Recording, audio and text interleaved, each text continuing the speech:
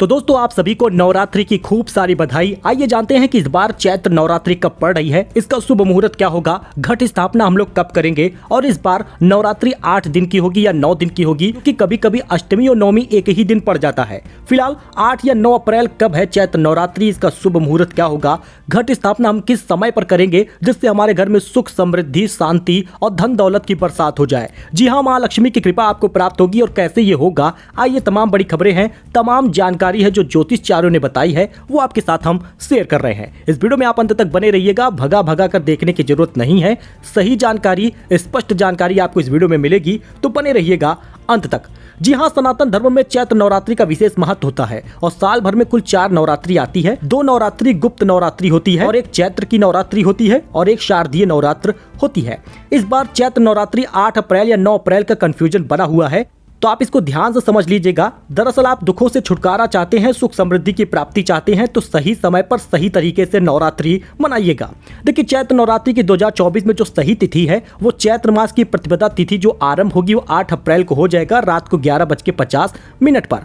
अब जब रात में ये मुहूर्त लग रहा है तो 8 अप्रैल को तो मनाएंगे नहीं, इस वजह से चैत्र मास की प्रतिपदा तिथि जो समाप्त होगी 9 अप्रैल को रात में 8:30 पर।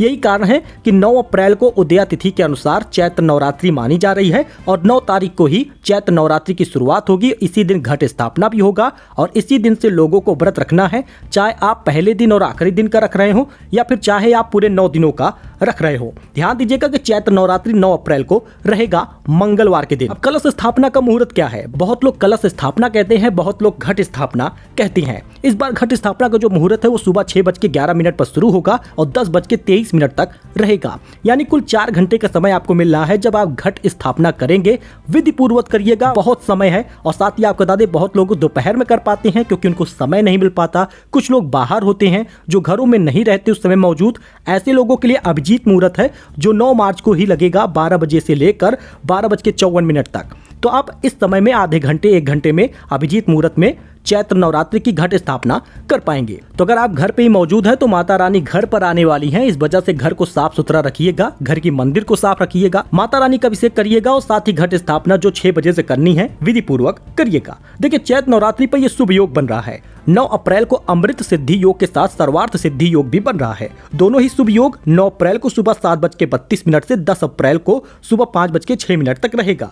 तो इन 2 दिनों में आप मन पूर्वक ध्यान पूर्वक माता रानी की पूजा करिए, यही सबसे बड़ी कृपा आपको मिलेगी। देखिए, चैत्र नवरात्रि में जो पूरे 9 दिनों की माता रानी की पूजा होगी, साथ ही कन्या खिलाने का जो समय होगा वो आप जान लीजिए। देखिए, 9 अप्रैल को तो चैत्र नवरात्रि की शुरुआत हो रही है, इसी दिन घट स्थापना होगी मंगलवार के दिन और माँ शैलपुत्री की पूजा होगी।